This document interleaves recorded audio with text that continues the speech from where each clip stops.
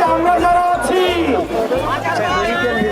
আমরা স্পষ্ট ভাষায় বলতে চাই, আওয়ামী লীগের সাথে আপনাদের ব্যবসাপাতি ছিল, আপনাদের পলিসি ছিল, আপনারা একই সাথে ব্যবসা পরিচালনা করতেন, আপনাদের আত্মীয়তার সম্পর্ক ছিল।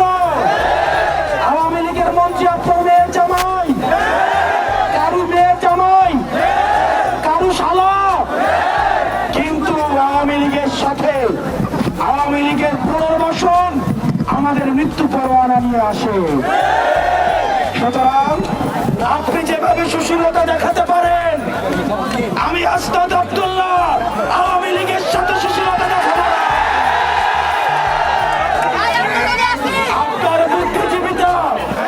আপনার বুদ্ধিজীবিতা কোম্পানির কাছে বর্গা দেওয়া, আপনার বুদ্ধিজীবিতা বসুন্ধরার কাছে বর্গা দেওয়া, আমাদের জীবনের পরোয়ানা জনগণের কাছে বর্গা দেওয়া। সেজন্য যাদেরকে জনগণ উৎখাত করেছে আপনাদের ভুলে গেলে চলবে না। কোন স্বাভাবিক প্রক্রিয়ায় আওয়ামী লীগের পতন হয়নি, তাকে আপনি গণতান্ত্রিক প্রক্রিয়ায় আবার তাকে পুনর্বাসন করবেন। আওয়ামী লীগের পতন হয়েছে অভ্যুত্থানের মধ্য দিয়ে। সুতরাং আওয়ামী লীগের যে তওবার সুযোগ ছিল গত পরশু দিনের গোপালগঞ্জের ঘটনার পর, আওয়ামী লীগের তওবা করার সুযোগ হলো। মনে রাখতে হবে, কিয়ামত হয়ে যাওয়ার পরে তওবার কোনো কাজে লাগে না। সেজন্য আওয়ামী লীগকে অনেক সুযোগ দেওয়া হয়েছিল। আওয়ামী লীগ এখনো পর্যন্ত গোপালগঞ্জের ঘটনা ছিল স্পষ্ট বার্তা।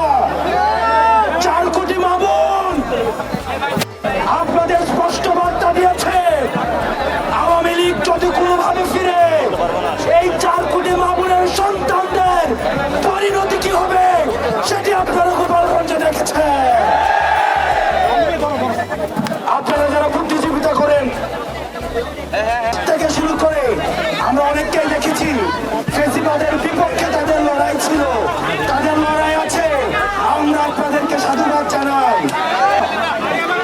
আমরা দেখেছি হাসিনার সময় যারা পয়সার জন্য নিজের মগজ বিক্রি করে দিয়েছিল, যারা টিভি চ্যানেলের জন্য যারা নিজের কলম বিক্রি করে দিয়েছিল, যারা জিহ্বা দিয়ে টক শুতে এই মৃত্যু পরোয়ানার বৈধতা উৎপাদন করেছে, তারা হচ্ছে এই বিকৃত, তারা হচ্ছে আমাদের বুদ্ধিপাপী এবং জ্ঞানপাপী। এই জ্ঞানপাপীদের দিয়ে পরবর্তী বাংলাদেশ বিনির্মাণ সম্ভব নয়। এটা শেষ করতে হবে। সবাই একবার আমার সাথে, আমরা কি বাংলাদেশকে কাউকে ইজারা দিয়েছি?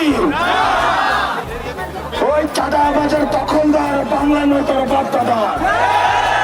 ওই চাঁদাবাজার দখলদার, চাঁদাবাজার দখলদার কথায় কথায় বাংলা ছাড়, চাঁদাবাজার দখলদার এই বাংলা জনতার